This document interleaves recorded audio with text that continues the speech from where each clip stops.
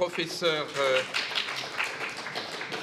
Patomaki, I would like now to give you the floor. Thank you. There are many ways to approach the idea of global democracy. I mean, there are many reasons already in the manifesto itself. Politics lacks behind the facts, global welfare and security are under threat, and so on. There are many good reasons in the manifesto for supporting the idea of global democracy. But there are also other ways of approaching this and thinking about democracy also globally. One is to think about and rethink the idea of democracy itself. I mean, what does democracy mean, and how to extend democracy to new areas of social life? And there are two particular areas that are usually excluded from any sort of democratic consideration. One is the field of economy, and the second is the field of the international. And the latter is the topic of global democracy. This is how I myself started to think about global democracy and act for it already some 20 years ago, immediately after the end of the Cold War. We founded first a thing called Radical Democracy in Helsinki, and secondly, as a kind of a follow-up work in part to Boutros Ghali's Agenda for Democratization, we found another thing called Network Institute for Global Democratization that became one of the founding members of the International Council of the World Social Forum as well. But that's only one way of thinking about democracy, is one way to the idea of global democracy. We can also be philosophical and think what are the presuppositions of democracy conceived only in national terms. We can go back in time and see how the idea of cosmopolitan or cosmopolitics, perhaps, is closely connected to a particular worldview, that we are seeing the world as one place and humanity as some kind of a unity or something along those lines. I mean, there has to be an underlying ontology as well. But usually it's kind of an anti-egocentric. I mean, it doesn't matter whether we are male or European or whatever. I mean, there's always a kind of a centrism. It can be male centrism, it can be Eurocentrism, it can be some other form of centrism, perhaps Sinocentrism. But all these centrisms are false. And the idea of global democracy is also about thinking about the underpinnings of humanity in an inclusive way that is not set in terms of self and other, where the self is somehow privileged. That's the reason why it's a democratic way of thinking about the global. But there's another way of thinking about this, and more contemporary perhaps. Danny Roderick published a book called The Globalization Paradox a couple of years ago, and he argued that the three things can't coexist. The first is global markets, the second is democracy, and the third is sovereign states. You can only have two of these three. You can't combine the three. If you have global markets and you have sovereign states, you can't have democracy. There are imperatives coming from the global markets that in a way dictate whatever is to happen within the states, and so you can't have democracy in any genuine sense of the term.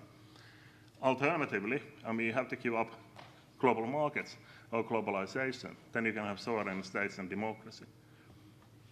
But it's also possible to give up sovereign states as well and combine democracy with the global. So you would have global democracy, somehow controlling and regulating and shaping the processes of the world economy.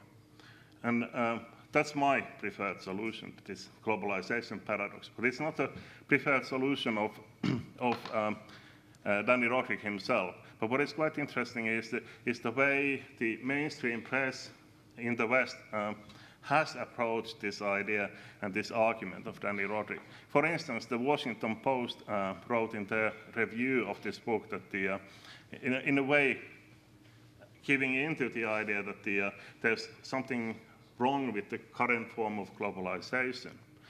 So this is a quotation from this review.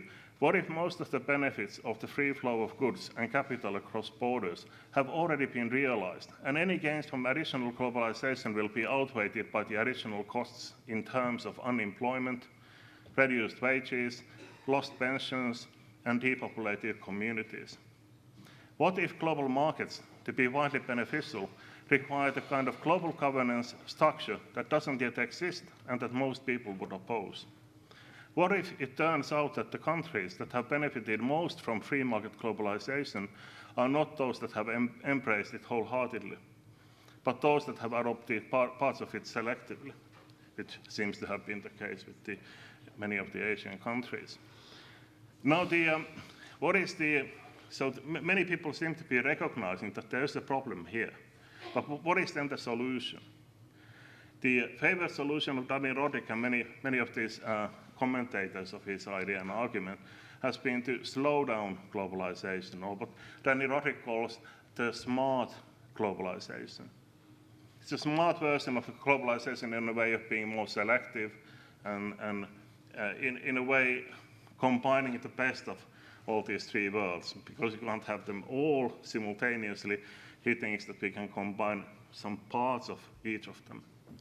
But I don't think this is the long-term solution. And in fact, in the preface of my most recent book, The Great Eurozone Disaster from Crisis to Global New Deal, which ultimately is an argument for democratic global Keynesianism, I discussed this in the preface. And what is interesting is that Danny Roddick argues that that real federalism on a global scale is at best a century away. And so he is basically saying that what we now can have is something like smart globalization, but in the longer run, what we will have is global democracy. And I think the point is well taken, the time scale is not. We don't have that long a time to wait for global democracy. And what is quite telling also is that he continues in his book that acknowledging the attractions of democratic global governance, he writes, "When I ask my students to pick up one of the options, this one wins hands down. If we can simultaneously reap the benefits of globalization and democracy, who cares that national politicians will be out of job?" So his students all think that global democracy is the best solution. And indeed, I think so too, and this book, among many others, and this manifesto are outlining the reasons and some possible solutions for overcoming some of the contradictions of the global political economy in terms of creating new systems of global governance that have to be democratic. Thank you. Thank you very much.